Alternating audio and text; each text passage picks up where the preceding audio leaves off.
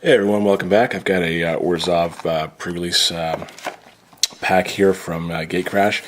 Didn't get the chance to do any pre-release events, and I had access to one of these, so I figured why not, roll back the clock here and try and open one of these things and see what it looks like on the inside. I actually liked the Dragon's Maze packaging better on these pre-releases, but this is pretty cool. It'll come with a sticker. I think a spin down counter and 5 or 6 packs here. The only thing I do like better about these is the fact that you get the extra booster pack opposed to a one less booster pack. So one less guild pack, whereas you get the 2 guild packs where your rares aren't going to be as good in the Dragon's Maze. So 3, 4 or 5 boosters and your guild pack here with a treasury thrill on top for us. It's the dated one here, January 26, 2013. And my favorite color, spin down counter, it's like a bone with a Gatecrash symbol right there. So pretty cool. I got one for M14 a few days ago and didn't realize they existed before then because I hadn't seen one before. I guess it's the Orzhov colors, right? So those look cool together. All right, let's go right through into the guild pack here, and then the 5 boosters, see what we come up with. Be happy with anything at this point. I'm not playing a whole lot of Gatecrash these days with M14 out, and looking forward to all the crazy stuff that's going on with the speculation for Theros. So, Guild Gate. Immortal Servitude, great rare to have. It's a 3-drop and X, where you return each creature with converted mana cost X from your graveyard to the battlefield. So good late game card. Herbis Protector, Killing Glare, Orzhov Charm, and that's it for the uncommons and rare.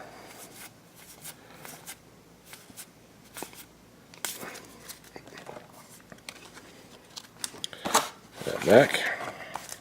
Into our first booster.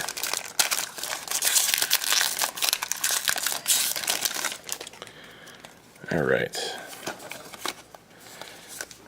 Well, if we're playing Orzhov right off the bat, we've got an Orzhov card there, and then Dutiful Thrall as well. So it would probably be looking pretty good for us, just right off the bat for a deck here. Core Street Denizen, good card. Armored Transport, prevent all combat damage that would be dealt to this creature by creatures blocking it, so it's not going to die when it's attacking. Not too bad. For us, Guild Gate, and our first uncommon is Hindervines, Homing Lightning, Boros Elite. It's a 1-drop with Battalion for a 1/1. You're going to be playing Extort mostly with your Orzhov cards, but this is probably not a bad thing to drop in here. You don't really have to stick to the actual guild. Especially when there's no cost for anything else on here. And our rare is Illuminate Primordial. It's a 7-drop, 4/7 with Vigilance. Playable in the Orzhov deck.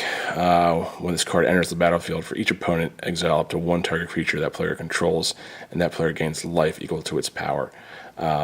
So you're getting to exile those cards. Probably something that you'd want in an EDH type deck, because you've got the ability to, narrow. I guess in EDH there's no huge concern for card advantage, as there is life, perhaps. So maybe not the best EDH card, but something that would be more tuned to that if you had a deck that can go around your players gaining more life than you, in order to take some of their bombs out of play. Island tip card. Second pack.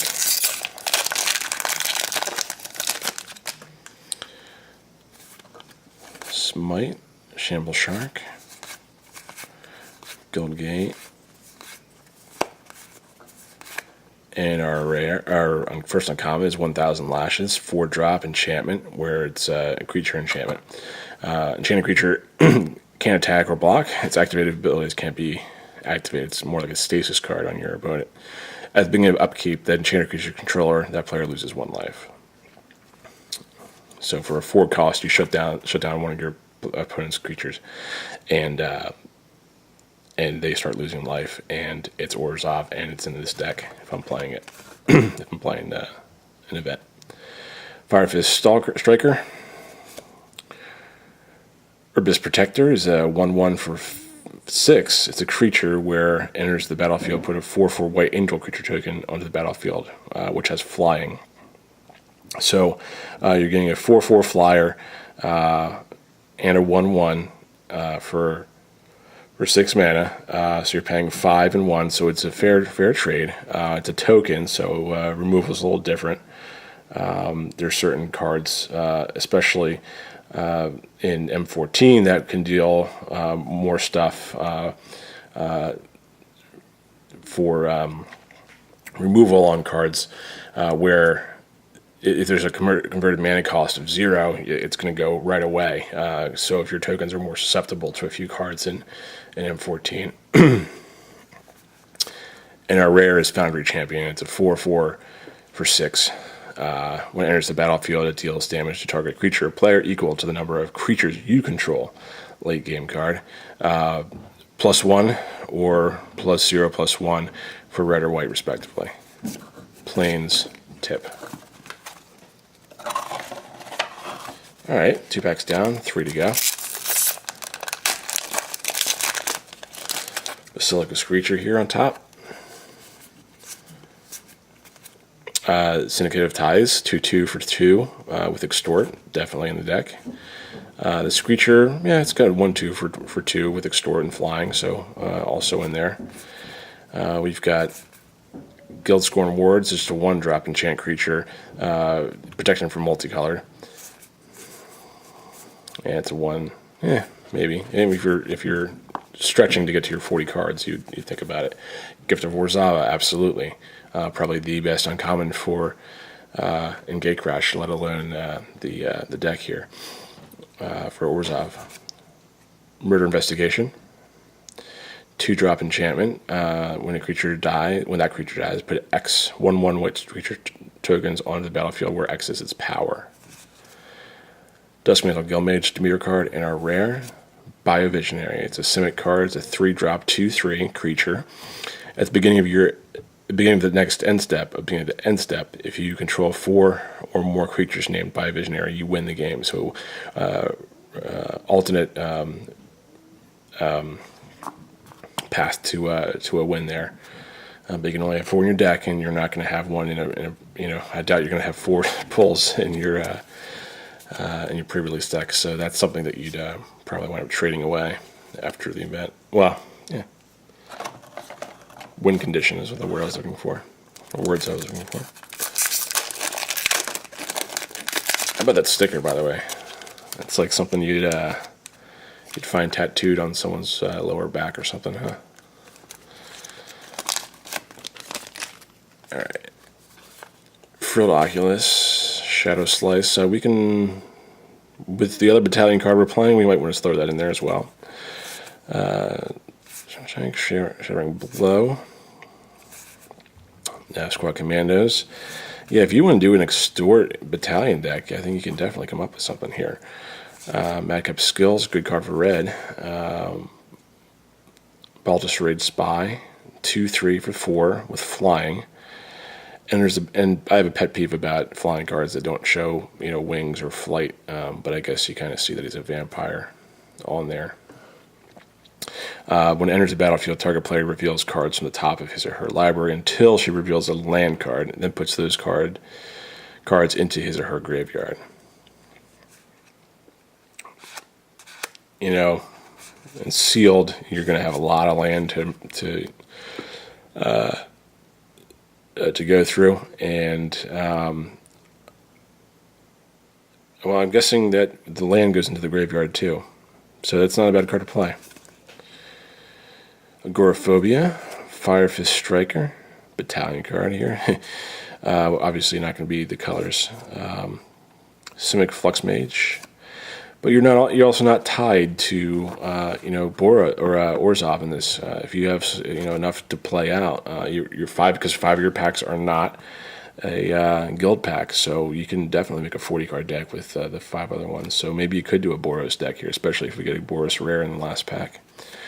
The rare here is Thespian Stage. Just add 1 to your mana pool, or tap 2 and tap it. It becomes a copy of target land and gains this ability. So you can keep copying it out.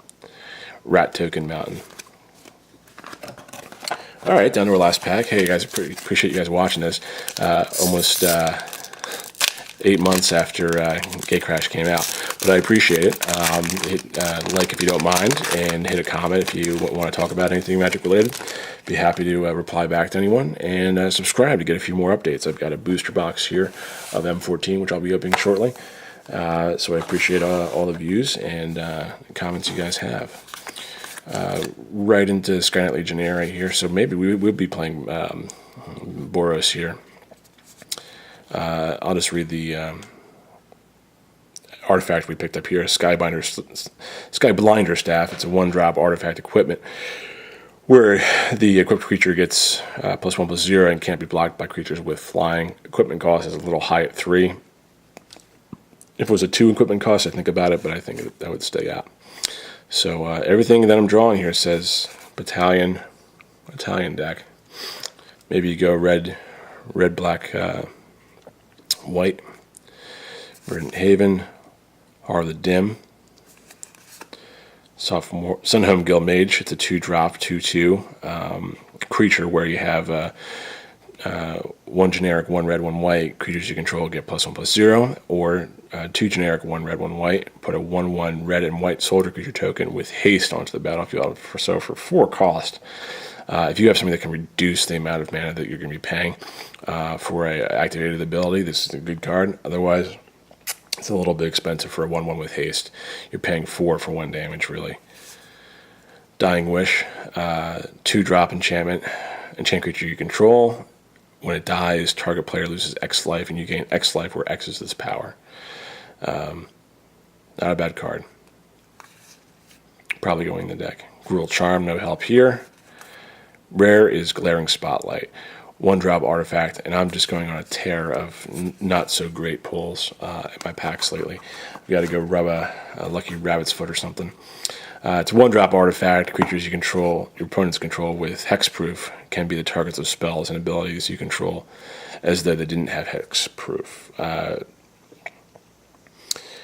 If you know your opponent's playing a Boros Charm, this is exactly the card you want to have in your deck. Anything that has hexproof on it, this is something you want to have for the 1 cost. And then you have a secondary ability here. Well, you have a game state ability and then an activated ability. 3-drop, sacrifice this card. Creatures you control gain hexproof until end of turn and are unblockable this turn. So you make all that his hexproof stuff a non-factor all game, and then when you have the opportunity, you go for the blow at the end. So thanks again for watching. Please hit like, comment, subscribe. Look forward to opening more stuff with you guys soon. Thanks a lot.